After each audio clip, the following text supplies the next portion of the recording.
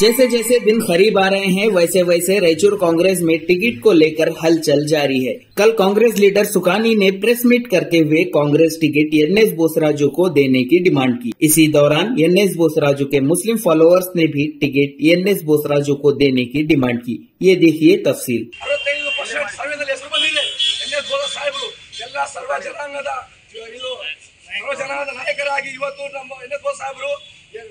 ಖಾಲಿ ಹೆಜ್ಜೆಸಿ ಅವರು ನಮ್ಮ ಜೊತೆಗೆ ತಗೊಂಡು ಹೋಗ್ತಾ ಇದ್ದಾರೆ. ಹಂಗಾಗಿ ಅವರು ಬಿಟ್ಟು ಯಾರು ಇದು ಕೆಪೇಬಲ್ ಇಲ್ಲ. ಇವತ್ತು ಎನ್ಎಸ್ ಬೋಸರಾಜು ಬಿಟ್ಟು ಕೊಳ್ಳೇಬೇಕು. ನಮ್ದು ಇದು ಡಿಮ್ಯಾಂಡ್ ಇದೆ. ರಾಯಚೂರು ಜಿಲ್ಲೆಯಲ್ಲಿ ಇದು ರಾಯಚೂರು ಕ್ಷೇತ್ರಕ್ಕೆ एनएस बोसराजू टिकट ಕೊಳ್ಳೇಬೇಕು. अगर जीतने वाला कैंडिडेट है तो हम बोसराजू साहब को क्यों बोलते हैं आप खड़ो इलेक्शन? कोई भी है कैपेबल नहीं है, अभी हालात वैसे नहीं है, हालात हमारे खिलाफ है। मुसलमानों के खिलाफ एक चाल चल रहे, बीजेपी के लोग भी मिलकर मुसलमानों के खिलाफ चाल चल रहे, वो चाल को हम लोग समझना चाहिए। समझकर बोसराजू साहब एक ऐसी शख्सियत है जो पूरे जात को लेकर चलने वाले हैं। वो डेवलपमेंट को पहले डेवलपमेंट के लिए पहले आगे रहते हैं वो लोग। वो ये उनके पास भेदभाव नहीं है। हम पहले से देख रहे हैं उनको मानवी में हमारे घर है, हमारे रिलेशन है, मानवी से देख रहे हैं उनको उनका कैसा काम है और उन लोग क्या कर सकते हैं आगे, रायचूर को कितना डेवलप कर सकते हैं, कौन से जात को डेवलप कर सकते हैं। अगर यहाँ कांग्रेस पार्टी को गलत डिसीजन लेती है तो इसका हर्जाना कांग्रेस पार्टी को भुगतना पड़ेगा। अब बात इसके कांग्रेस लीडर रवि बोसराजू ने सबके साथ मिलकर एक मीटिंग तलब की। इस मीटिंग में सबने रवि बोसराजू को इंडिपेंडेंट इलेक्शन लड़ने की सलाह दी, लेकिन रवि बोसराजू ने जवाब में ये कहा, मैं पार्टी के लिए काम करूंगा, चाहे पार्टी टिकट किसी को भी दे। और इसी के साथ रवि बोसराजू ने बीजेपी पार्टी और रायचूर के एमएलए डॉक्टर शिवराज पाटिल के खिलाफ अपने लफ्जों के तीर कुछ यूं छोड़े। ಕೆಲವೊಂದ್ ಕಡೆ ಕಾಂಗ್ರೆಸ್ ಪಕ್ಷದಲ್ಲಿ ಗೊಂದಲ ಇದೆ, ಇನ್ನ ಟಿಕೆಟ್ ಅನೌನ್ಸ್ ಆಗಿಲ್ಲ, ಪ್ರಚಾರ ಏನು ವೇಗವಾಗಿ ನಡೀತಾ ಇದ್ದಂತ ಒಂದು ಪ್ರಚಾರವನ್ನ ಎಲ್ಲೋ ಒಂದ್ ಕಡೆ ನಿಲ್ಲಿಸದಂಗಾಗಿದೆ ಅಂತ ಹೇಳಿ ಅದನ್ನ ಬದಗೆಟ್ಟು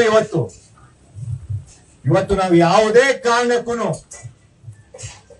ಏನು ಇಲ್ಲಿ 10 ವರ್ಷದಿಂದ ಶಾಸಕರು ಡಾಕ್ಟರ್ ಶಿವರಾಜ್ ಪಾಟೀಲ್ ಅವರು ಆಡಳಿತ ಮಾಡ್ತಾ ಇದ್ದಾರೆ, ಆ ದುರಾಡಳಿತ ವಿರುದ್ಧ ನಾವು ಇವತ್ತೆಲ್ಲರೂ ನಾವು ಪಣ ತೊಟ್ಟು ನಾವು ನಿಂತ್ಕೋಬೇಕಾಗ್ತದೆ. ಇವತ್ತು ಆ ಉದ್ದೇಶದಿಂದ ಇವತ್ತು ಈ ಒಂದು ಸಭೆಯನ್ನ ಕರೆದಿದ್ದೀವಿ. ಯಾವುದೋ ಒಂದು ಬೇರೆ ಬೇರೆ ಉದ್ದೇಶಗಳಂತೆ ಇಲ್ಲಿ ಹೇಳ್ತಾ ಇದ್ದಾರೆ, ಅದಲ್ಲ ಇದು. ಇವತ್ತು ನಾವು ಚುನಾವಣೆಗೆ ಹೋಗ್ಬೇಕು, ನಾವೆಲ್ಲರೂ ಸೇರಿ ಚುನಾವಣೆ ಎದುರಿಸಬೇಕು.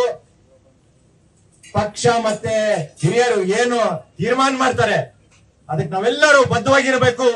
ನೀವೆಲ್ಲರೂ ಏನು ಇವತ್ತು ಕಾರ್ಯಕರ್ತರಿದ್ದೀರಿ, ನಿಮ್ಮ ಭಾವನೆಗಳನ್ನ ಕೇಳಿ ಇನ್ನ ಮುಂದೆ ನಾವೆಲ್ಲರೂ ಆ ಒಂದು ಭಾವನೆಗಳನ್ನ ನಾವೆಲ್ಲರೂ ವಿಚಾರಿಸಿ 5-10 ಸಾವಿರ ಜನ ಬೇರೆ ಬೇರೆ ವಾರ್ಡ್ಗಳಿಂದ ಏನು ಸೇರಿ ಈ ಪಕ್ಷವನ್ನ ಗಟ್ಟಿ ಮಾಡಬೇಕು, ಬಲಪಡಿಸಬೇಕು, ಡಾಕ್ಟರ್ ಶಿವರಾಜ್ ಪಾಟೀಲ್ ಸೋಲಿಸಬೇಕು, ಬಿಜೆಪಿಯನ್ನು ಸೋಲಿಸಬೇಕು ಅಂತೇಳಿ ಬಹಳಷ್ಟು ಯುವಕರು ಈ ಕಾಂಗ್ರೆಸ್ ಪಕ್ಷಕ್ಕೆ ಸೇರಿದ್ದಾರೆ. ಅವ್ರಿಗೆ ನಾನು ಭರೋಸಾ ಕೊಡ್ತಾ ಇದ್ದೀನಿ. ಇವತ್ತು ನಾವು ಯಾವುದೇ ಕಾರಣಕ್ಕೂ ಹಿಂಜರಗಲಿಲ್ಲ, ಮುಂದೆ ಹೋಗ್ತೀವಿ, ಅವ್ರನ್ನ ಸೋಲ್ಸ್ತೀವಿ। इस बयान के बाद बीजेपी लीडर रवि जलदार ने रवि बोसराजू को जवाब देते हुए ये कहा, रवि बोसराज ಅವರೇ ನಮಸ್ಕಾರ।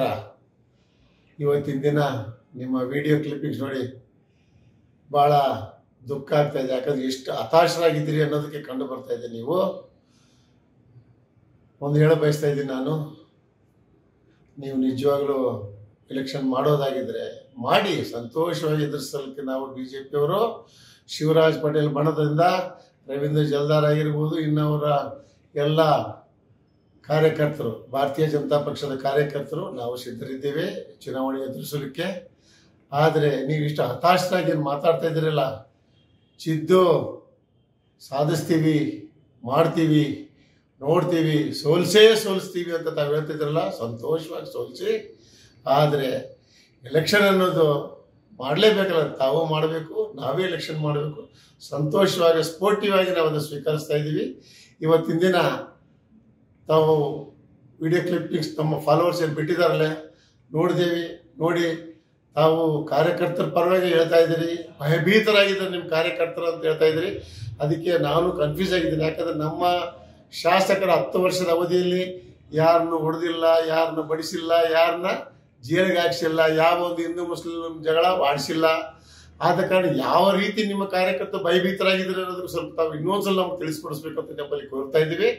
ಅದ್ರ ಜೊತೆಯಲ್ಲೇ ತಾವೇನು ಹೇಳಿದ್ರಲ್ಲ, ಇವತ್ತು ನಮ್ಮ ಕಾರ್ಯಕ್ರಮದ ಬಗ್ಗೆ ತಾವು ಹೇಳಿದ್ರಲ್ಲ, ಎಷ್ಟು ಕಾಮನ್ ಸೆನ್ಸ್ ಇದೆ ಅನ್ನೋದು ನಾನು ಅನುಭವಿಸ್ತಾ ಇದ್ದೀನಿ, ನಾನು ಕೇಳಿ ಬಯಸ್ತಾ ಇದ್ದೀನಿ ನಿಮಗೆ ನಾನು. ಯಾಕಂದ್ರೆ ನಾವು ಇವತ್ತು ಮಾಡಿದಂಥ ಒಂದು ಕಾರ್ಯಕ್ರಮ ಒಳ ಮೀಸಲಾತಿಯಲ್ಲಿ ವರ್ಗೀಕರಣದ ಬಗ್ಗೆ ಅಭಿನಂದನಾ ಕಾರ್ಯಕ್ರಮ ಸನ್ಮಾನ್ಯ ಶ್ರೀ ನಮ್ಮ ಬೊಮ್ಮಾಯಿ ಮುಖ್ಯಮಂತ್ರಿಗಳಿಗೆ ಮಾಡಿದಂಥ ಒಂದು ಕಾರ್ಯಕ್ರಮ ಇದು. ಇಲ್ಲಿ ನಾವು ಯಾವುದೇ ರೀತಿ ಜನ ಪ್ರದರ್ಶನ ಆಗಲಿ ಶಕ್ತಿ ಪ್ರದರ್ಶನ ಮಾಡಿಲ್ಲ. ಅಲ್ಲಿ ಅಭಿಮಾನದಿಂದ ಬಂದಂಥ ನಮ್ಮ ಪರಿಶಿಷ್ಟ ಜಾತಿಯ ಉಪಕುಲ ಜಾತಿಗಳಲ್ಲಿದ್ದಂಥ ಎಲ್ಲ ಅಭಿಮಾನಿ ಬಂಧುಗಳು ನಮ್ಮ ಪರಿಶಿಷ್ಟ ಜಾತಿಯ ಇದ್ದಂಥ ಇವತ್ತು ಒಳ ಮೀಸಲಾತಿಯಲ್ಲಿ 6% ಆಗಿರ್ಬೋದು, 5.5% ಆಗಿರ್ಬೋದು, 4% ಆಗಿರ್ಬೋದು, 1% ಆಗಿರ್ಬೋದು, ಇದೇನು ವಿಂಗಡಣೆ ಮಾಡಿ ಒಂದು ಜನಸಂಖ್ಯೆ ಅನುಗುಣವಾಗಿ ಮಾಡಿದಂಥ ಒಂದು ವರ್ಗೀಕರಣಕ್ಕೆ ಸಂಬಂಧಿಸಿದಂತೆ ನಾವು ಮಾಡಿದಂಥ ಇವತ್ತು ಸಮಾವೇಶಕ್ಕೆ ತಾವು ಶಕ್ತಿ ಪ್ರದರ್ಶನ ಅನ್ಕೊಂಡಿದ್ರೆ ಅದು ನಿಮ್ಮ ಮೂರ್ಖತನ ಇದೆ. ಯಾಕಂದ್ರೆ ಇವತ್ತು ನಾವು ಮಾಡಿರೋದು ನಮ್ಮ ಅಭಿನಂದನಾ ಕಾರ್ಯಕ್ರಮ ಹೊರತು